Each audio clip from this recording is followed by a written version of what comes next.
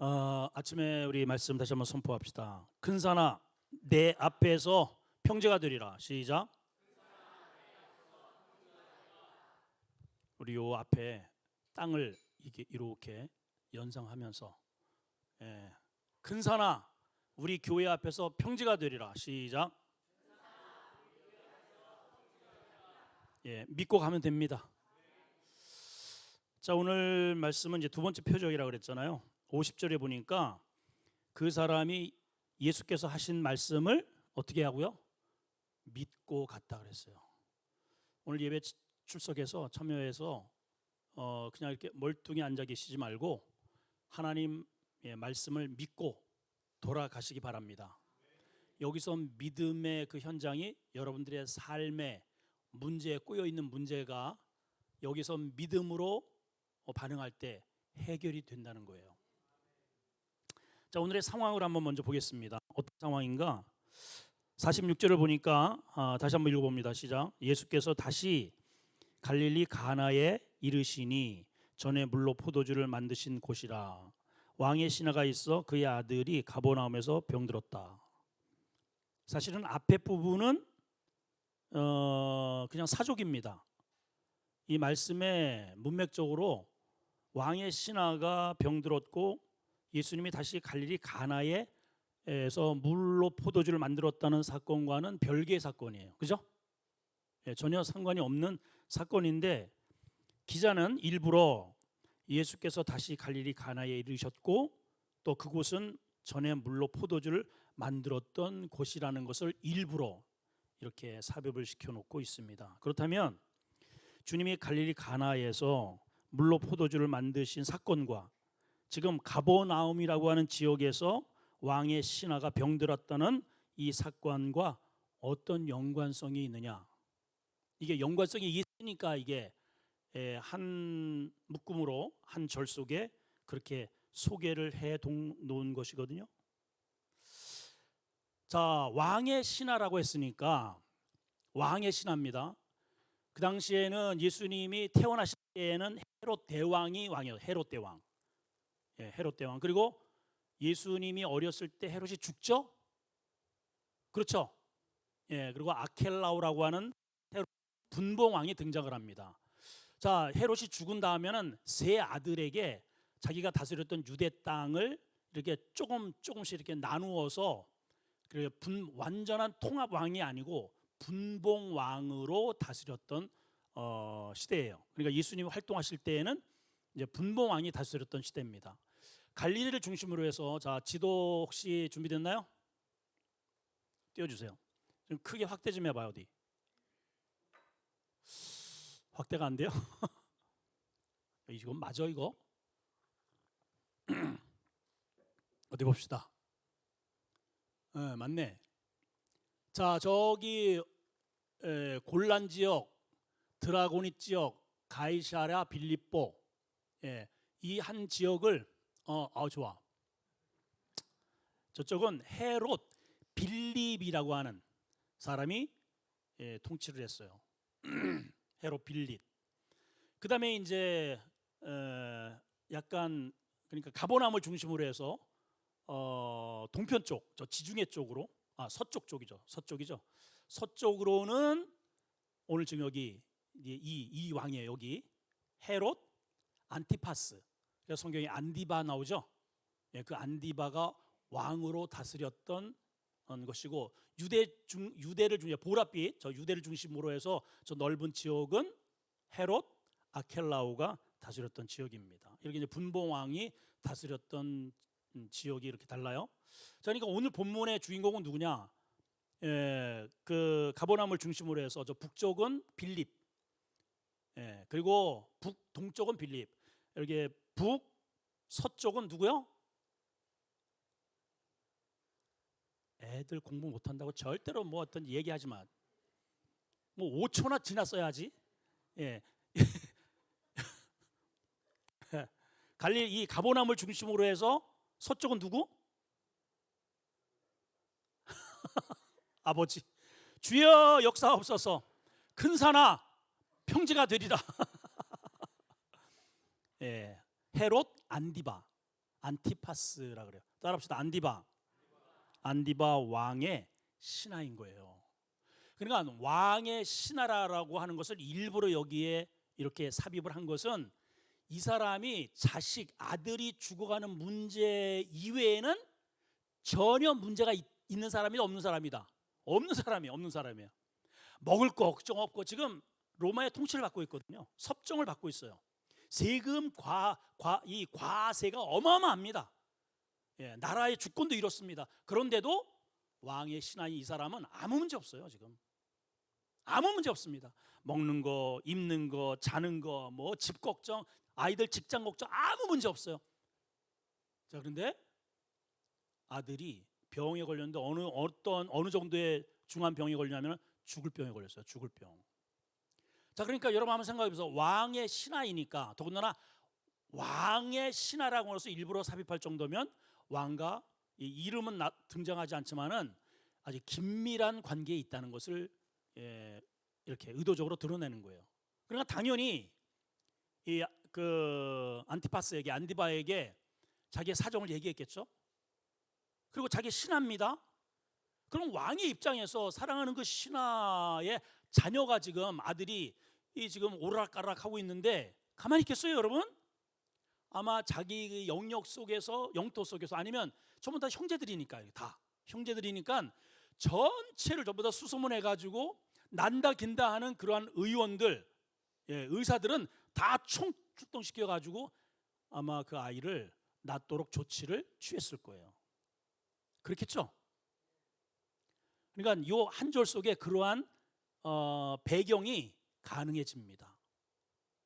그런데 지금 아들은 점점 백약이 무여라, 별의 방법을 다 썼는데도 병세는 깊어져가고 죽음의 그림자가 점점 다가오고 있는 것이죠. 만약에 이 왕이 보내준 그러한 의사라든가 또 그 왕의 그런 힘에 의해서 그 경내에 좋은 그런 약이라든가 어떤 민간 요법이라든가 이런 걸 통해서 자식이 낳았다면 저 지금 멀리 하룻길을 걷고 산필타를 올라가야 됩니다.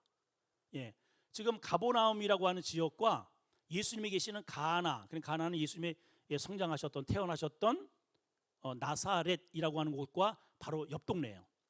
그러니까 거기는 하룻길을 가야 됩니다. 더군다나 산필탈입니다.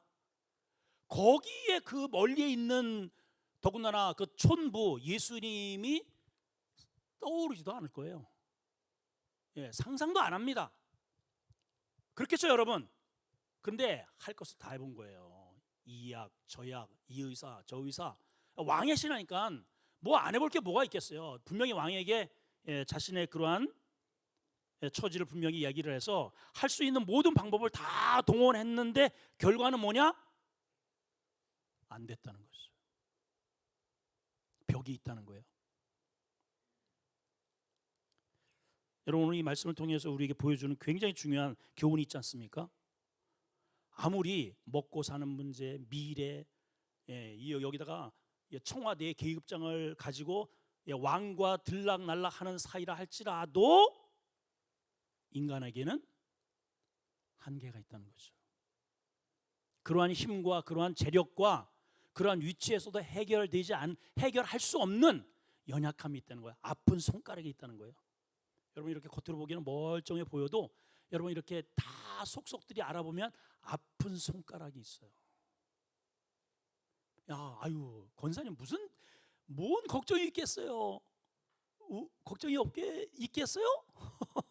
속 얘기 들어보면 세상에 그랬어요? 하는 이야기들이 다 나옵니다. 물어봐요. 빨리 옆에 있나 없나 물어봐요. 있다 그러잖아요. 있다 그러죠. 자, 가버나움에서 가나까지의 거리가 34km인데요. 34km. 차로 보면 뭐 얼마 안 되죠. 그런데 이 당시에는 걸어가야 됩니다. 더군다나 산악 지역이에요. 계속 오르막길입니다. 계속 이러고 가야 돼. 더군다나 그 시간대가 언제냐? 여기 말씀해 보니까는 뒤에 살아날 때가 언제인지 시간이 거기 나와 있어요. 몇 구절에 나와 있나요? 혹시 발견하셨나요? 때를 물은즉 7시라는 그러한 내용이 52절에 나와 있죠. 자, 그러니까 유대 시간으로 7시니까 예수님이 6시 정오에 달리셨단 말이에요. 그러니까 7시니까 1시간이 더 많죠? 몇 시예요? 오후 1시입니다. 보세요, 여러분. 아주 유대에는요, 유대의 그 대낮은 참 머리털이 이렇게 빠질 정도로 뜨거운 날씨예요. 더군다나 왕의 신하가 무슨 그러한 그 급한 일이 있다고 그 뜨거운 대낮을 무릅쓰고 그 산필탈을 땀을 뻐질뻐질 흘리면서 거기를 걸어서 예수님이 있는 데까지 가겠냔 말이에요, 여러분. 그래서 여기 보세요. 심령이 가난한 자가 복이 있는 거예요. 천국이 저희 것입니다. 자, 이제 47절 한번 이어집니다. 47절 읽어봅니다. 시작. 그가 예수께서 유대로부터 갈릴리로 오셨다는 것을 듣고 가서 청하되 내려오셔서 내 아들의 병을 고쳐주소서 하니 그가 지금 어떻게 됐어요? 거의 죽어갑니다. 이런 문제가 있기 때문에, 그리고 백약의 무효이기 때문에 마침 문득 그 뜬 소문, 저 나사렛에서 한 청년이 선지자 노릇을 하는 청년이 있는데 병자를 다 고친다네. 얼마 전에 그 가나에서 이 잔치집에 포도주가 똑 떨어졌는데, 아니 세상에 그 물을 포도주로 만들었대네. 이게 이제 소문에 들었어요. 이게 먼 동네 이야기입니다. 누구도 관심 갖지 않아요. 그런데 이 자식의 아픔과 실실 죽어가는 이 왕의 신하에게는 그것이 복음으로 들리는 거예요. 예사롭게 들리지 않아요. 여러분, 누가 하나님의 말씀에 집중하는지 아세요? 아픔이 있는 자예요. 내 인간의 문제로 도저히 해결할 수 없다는 그러한 이 아픈 생의 손가락을 가지고 있는 사람은 이 예배가 그냥 예배가 아니에요. 목숨을 건 예배예요, 여러분. 이게 마지막 예배라고 생각을 하는 거예요. 여러분, 나의 고통이 은혜의 통로가 될 수 있다는 것입니다. 그러니까 여러분들에게 당면한 이런저런 아픔과 상한 이러한 그러한 마음이 그냥 그것으로 끝나지 않고 그것이 하나님께로 나갈 수 있는 통로가 될 수 있다면, 오히려 그 아픔은, 그 자식의 죽어가는 그 고통은 아픔이 아니고 오히려 기적을 불러오는 통로가 된다는 것이죠. 우리 가운데 그런 분 참 많습니다. 나의 실패가, 나의 아픔이, 나의 그 고통이 누구에게도 말할 수 없는 그것 때문에 내가 주님을 만나고 있다는 사실. 그렇죠? 여러분, 우리 그 아픔이 있을 때 우리는 빨리 그 아픔만, 죽어가는 자식만 바라보면서 가슴을 칠 것이 아니고, 그때에 우리는 주님이 지금 어디 계신지 빨리 수소문을 해야 됩니다. 지금 주님을 어디에 가야 만날 수 있을까? 이 지금 본문의 기록이 바로 그거잖아요. 지금 주님이 그렇게 가나에서 물로 포도주를 만들었다는 그 능력자, 그 선지자, 하나님의 아들이라고 하는 그분이 지금 어디 계시느냐 백방으로 알아보니까 지금 바로 요 윗동네에 가나에 와 계시다는 거예요. 여러분, 나에게 아픔이 있을 때 우리는 빨리 병원을 찾기보다, 사람의 말을 듣기보다 예수님을 어디를 가야 만나는지 우리는 그것부터 찾아야 돼요. 새벽 시간에 가야 만날 수 있는지, 일부 예배에 가야 만날 수 있는지, 목장 예배에 가야 만날 수 있는지, 주님이 어딜 가야 만날 수 있는가? 주님 만나면 되는 거예요. 이 왕의 신하가, 부자가, 먹고 사는 문제가 전혀 없는 이 사람이 그 벌건 대낮에 거기까지 달려갈 이유가 없죠. 근데 그 아들 문제가 그렇게 만들고 있어요. 자, 성경은 이렇게 기록하고 있습니다. 가서 청하되 내려오셔서 내 아들의 병을 고쳐주소서, 이렇게 요구했습니다. 내려오셔서, 그러니까 이게 좀 오르막길이라는 거예요. 산비탈을 올라갔습니다. 내려오셔서 우리 죽어가는 내 아들을 좀 고쳐주세요. 이 신하의 믿음은 어떤 믿음인가? 현장 믿음입니다. 주님이 직접 오셔서 이마에 손을 잡아야 될 수 있는 그러한 현장 믿음의 수준에 있어요. 그리고 그 뒤에 이렇게 기록되어 있습니다. 그가 지금 거의 죽어가게 되었다. 거의 죽어가게 되었다. 자, 예수님의 반응을 볼까요? 48절입니다. 시작. 예수께서 이르시되 너희는 표적과 기사를 보지 못하면 도무지 믿지 않. 갑자기 알았다 뭐 이러시면 되는데 한 사족을 하나 이렇게 툭 던집니다. 너희는 표적과 기사를 보지 못하면 도무지 믿지 않지. 이 유대주의자들의 고질적인 이 한 사람을 놓고 하신 말씀이 아니고, 이 사람도 유대주의자니까 유대주의자들의 표면적 표적주의에 대한 지적을 대표로 지금 이 사람에게 하고 있는 거예요.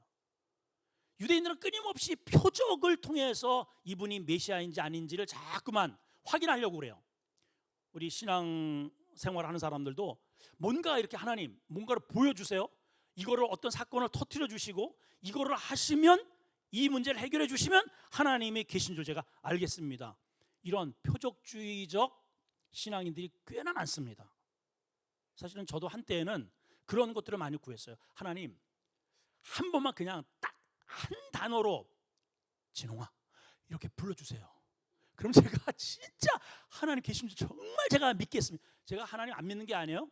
다 믿고 영접했고 뭐 방언도 하고 다 그러는데 산기도에 가면은 나무 하나 붙잡고 하나님 이 시간에 진홍아 내가 너 사랑해 이 한마디만 좀 들려주세요 해가지고 들려주세요 주여 하고 이렇게 듣기를 빌어. 안 들려. 표적주의예요. 자, 표적주의의 특징이 뭐냐 하면 하나의 표적을 보여주면 더 센 표적을 자꾸만 추구합니다. 그게 없으면 신앙생활을 하는 것 같지가 않은 거예요. 그래서 여러분 뭐 어느 교단이라고 제가 말씀을 못 드리겠지만은 특히 이제 막 이렇게 기도를 그냥 통성으로 하고 막 그냥 이렇게 막 보면은 막 헬리콥터를 돌려요. 막 울랄라바 우랑바리 뚜라람바 빠랑 붙따라따라마까 뿌랐냐 오색구름 내어오너라. 손오공이 주문입니다. 이거 방언이 아니고. 이렇게 신앙생활했던 사람들은 우리 장로교회에 와서 신앙생활 못합니다. 그게 이렇게 젖어 있기 때문에. 끊임없이 어떤 병나음과 어떤 기적과 이적들을 끊임없이 그런 틀에서 했던 신앙인들은 말씀을 땀빡땀빡 전하는 그런 교회에서는 적응이 안 돼요. 유대주의자들이 바로 그랬다는 거죠. 여러분 아셔야 됩니다. 참된 믿음은 표적을 볼 때 생기는 게 아니고 하나님의 말씀이 들어올 때 생기는 거예요, 여러분. 표적은 주님께서 그랬잖아요. 너희가 외치지 않으면 이 돌들이라도 외치네요. 돌들이라도. 표적은 주께서 얼마든지 오순절날 성령이 임하고 그 이후에 무려 3,000명이나 되는 수많은 사람들이 참된 믿음을 갖게 된 것이 표적 때문이 아닙니다. 그때 마가 다락방에 임하신 하나님의 말씀과 그 말씀의 성령 충만해서 선포한 베드로의 말씀을 듣고 사람들이 그 말씀을 들으니 찔림을 받아요. 찔림을 받으니 자기들의 죄의 문제가 드러납니다. 그러니까는 내 문제가 무엇인지를 보게 되니까는 오 주여 우리가 어찌하리까 반문을 합니다. 그래서 베드로가 그 유명한 메시지가 나온 게 뭐냐? 주 예수를 믿으라. 그리하면 너와 네 집이 구원을 받아. 그 말이 거기에서 나온 거예요, 여러분. 말씀이 기초가 되어서 여러분 말씀이 오늘날에도 우리 지금 이 시대 속에 보세요. 좀 표적을 이렇게 일으킨다. 사람들 얼마나 가서 우르르 몰리는지 모릅니다. 여러분 표적이 아니고 하나님의 말씀의 터 위에 여러분들의 믿음이 세워져야 합니다. 자, 그러면서 주님이 말씀하십니다. 믿기만 해라 그래요. 믿기만 하라. 따라합시다. 믿기만 하자. 자, 49절에서 50절 한번 보겠습니다. 시작. 신하가 이르되 주여 내 아이가 죽기 전에 내려오세요. 50절. 주께서 이르시되 가라 내 아들이 살아있다 하시니 그 사람이 예수께서 하신 말씀을 뭐 했다? 믿고 갔다. 여러분, 오늘 우리 가정에도요, 죽어가는 남편이 있고 죽어가는 자식이 있고 죽어가는 부모가 있어요. 똑같이 이렇게 병들어서 뭐 실질적으로 병든 사람도 있겠지만은 영적으로 보면은 영적으로 죽어가는 사람이 있잖아요. 시름시름 앓고 있는 사람이 있잖아요.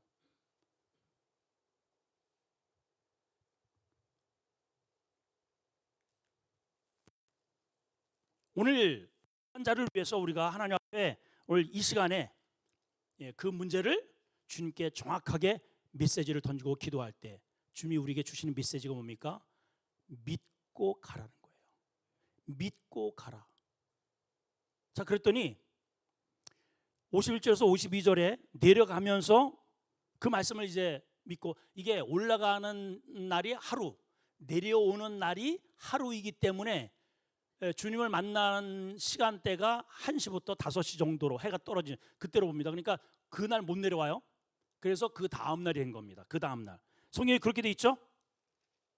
그렇게 돼 있어요? 안 돼 있어요? 예. 그래서 내려오는 과정 속에 51절 52절 있습니다. 시작. 내려가는 길에 그 종이 오다가 만나서 아이가 살아있다 말을 듣게 됩니다. 52절 시작. 그 낫기 시작한 때를 물어보니까 언제예요? 어제. 어제 언제? 예수님께서 믿고 가라. 그 시간에 낫다는 거예요. 성경이 이 기록을 왜 했을까요? 우연이 아니라는 거예요. 우연이 아니에요. 어쩌다가 아니에요. 약 먹고 난 게 아니에요. 왕의 그러한 돌봄으로 유능한 의사가 만졌기 때문에 난 게 아니라 주님께서 내 믿음 때문에 믿고 가면 나으리라, 그 말씀을 붙잡는 그 순간에 문제가 해결되었다는 거예요. 아멘이죠. 예. 우리 사람들은 전부 다 이래요. 직접 손이 닿아야 되고, 그 현장에 있어야 되고, 목사님이 만져줘야 되고. 아니에요, 여러분. 오늘 이 시간 여러분 마음 가운데 하나님의 말씀을 붙들고 믿고 가면 그 문제가 해결될 줄 믿으세요. 똑같잖아요, 여러분. 이 사건은, 하나님의 말씀은 살았고 운동력이 있다는 것은 옛날에 그냥 역사에 하는 스토리로 끝나는 게 아니고 지금도 동일한 이러한 역사가 반복된다는 거예요. 여러분, 이제 현실적인 상황들을 잘 보세요. 이 사회가 죽어갑니다, 사실은. 타락의 문화로 죽어가고 있어요. 우리는 이럴 때에 우리 자녀들이 믿음으로 죽어가고 있고, 우리 남편이나 직장들이, 미래가 죽어가고 있잖아요. 지금 시름시름. 백약이 뭐야? 어떤 것을 해도 이게 되질 않아. 우리 이럴 때 누구를 찾아야 되느냐? 맹물로 포도주를 만드신 분. 맹물은 뭡니까? 맛이 없잖아요. 포도주는 맛있는 잔치를 만들어낸 기적의 사건이죠. 무미공정한 맹물 같은 우리의 인생 속에, 그러한 나의 인생 속에 맛이 있고 은혜 있고 흥얼흥얼 될 수 있는 그런 축제로 만들 수 있는 그러한 그분이 이 문제도 해결할 수 있다는, 그 가나의 그 물로 포도주를 만든 그 사건의 주인공, 그분이 어디 계시는가를 찾기만 하면 됩니다, 여러분들. 그분을 여러분들이 어디 만나셨는지 여러분들이 각자가 알 겁니다. 어떤 사건을 통해서 집에서 만나신 분이 있고, 기도원에서 만나신 분이 있고, 새벽 기도회를 통해서 만나신 분이 있고, 목장 예배 드리다가 만나신 분이 있고, 내가 주님을 지금 어디 가야 그분을 만날 수 있는가? 그 자리로, 그 어떠한 것보다 그 자리를 사모하셔야 돼요. 어떤 사람은 찬양하다가 이런저런 이유 때문에 떠난 사람이 있어요. 성가대 하다가, 교사하다가, 열심히 어떠한 하나님께서 주시는 그 직분을 감당하다가 이런저런 바쁜 것 때문에 못하시고 떠난 분이 있다, 이 말이에요. 주님을 어디 가야 내가 만날 수 있을까? 그 자리로 가셔야 됩니다. 나의 사정을 말씀하시면 주님이 한마디 하시면 끝납니다. 믿고 가라. 그 시간에 문제는 해결됩니다. 그 시간에 우리가 말씀을 들어야 할 이유가 여기 있어요. 우리가 하나님의 예배의 그 장소를 사모해야 할 이유가 바로 여기 있는 거예요. 아멘이죠? 자, 우리가 결론적으로 보면 말씀 안에는 생명이 있다는 것입니다. 53절, 54절 시작. 그의 아버지가 예수께서 내 아들이 살아 있다 하신 바로 그때인 줄 알고 이와 온 집안이 다 믿었다.